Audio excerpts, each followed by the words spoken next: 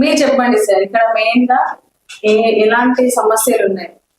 Madam, ఇంతకుముందు అక్కడ 10 years BRS ప్రభుత్వం పరిపాలన చేసినప్పుడు అంటే ఘోరమైన పరిస్థితులు, వరదలు, వానలు, చాలా ఇబ్బందులలో ఉండే.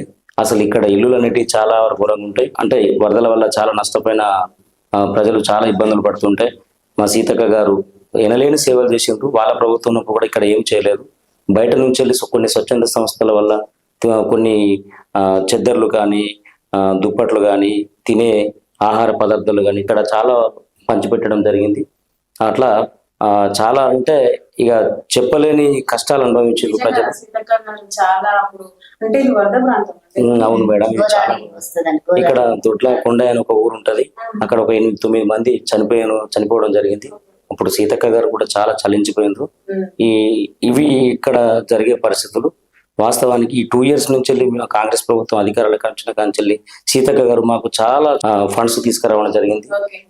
ఏటు నగరానికి సెంట్రల్ లైటింగ్, ఒక 1 కోటి రూపాయలతోటి, ఒక 6.5 కోట్లతోటి బస్ డిపో, 40 ఏళ్ల క్రితం చేయలేని పని మా సీతక్క గారు చేశారు.